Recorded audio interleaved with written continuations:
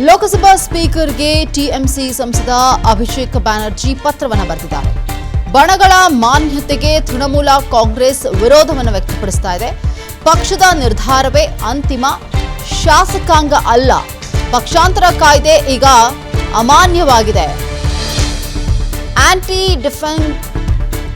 Defection ಲಾ ನಿಷೇಧ ಆಗಿದೆ. ಕಾಯ್ದೆಯಡಿ ಕ್ರಮದ ಎಚ್ಚರಿಕೆಯನ್ನು ಕೂಡ ಕೊಡ್ತಾ ಇದ್ದಾರೆ. ಪಕ್ಷದ ವಿಪ್ ಉಲ್ಲಂಘಿಸಿದರೆ ಸದಸ್ಯತ್ವ ರದ್ದಾಗುತ್ತೆ ಅಂತ ಹೇಳ್ತಿದ್ದಾರೆ. ಬಣಗಳಿಗೆ ಮಾನ್ಯತೆ ನೀಡದಂತೆ ಸ್ಪೀಕರ್ಗೆ ಟಿಎಂಸಿ ಮನವಿಯನ್ನು ಮಾಡ್ತಾ ಇದೆ. ಪಕ್ಷದ ವಾದವನ್ನು ಆಲಿಸುವುದಕ್ಕೆ ಸ್ಪೀಕರ್ಗೆ ಅಭಿಷೇಕ್ ಬ್ಯಾನರ್ಜಿ ಕೋರ್ಕೊಂಡಿದ್ದಾರೆ.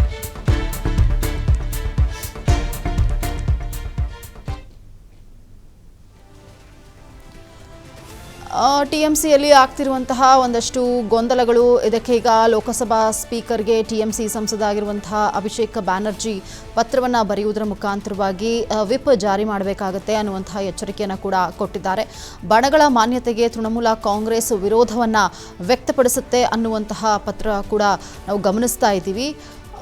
ಏನು ಟಿಎಂಸಿಯಲ್ಲಿ ಆಗ್ತಿರುವಂತಹ ಒಂದಷ್ಟು ಗೊಂದಲಗಳು, ಹಾಗಾಗಿ ಆಂಟಿ ಡಿಫೆಕ್ಷನ್ ಲಾ ನಿಷೇಧ ಕಾಯ್ದೆಯಡಿ ಕ್ರಮದ ಎಚ್ಚರಿಕೆಯನ್ನು ಕೂಡ ಕೊಡ್ತಾ ಇದ್ದಾರೆ. ಈಗ ತನ್ನ ಪಕ್ಷದ ಒಳಗಡೆನೆ ಸಾಕಷ್ಟು ಮಂದಿ ಪಕ್ಷ ವಿರೋಧಿ ಚಟುವಟಿಕೆಯನ್ನು ಮಾಡಿದ್ದಾರೆ. ಪಕ್ಷವನ್ನು ತೊರೆಯುವಂತಹ ಪ್ರಯತ್ನ ಕೂಡ ಆಗಿದೆ.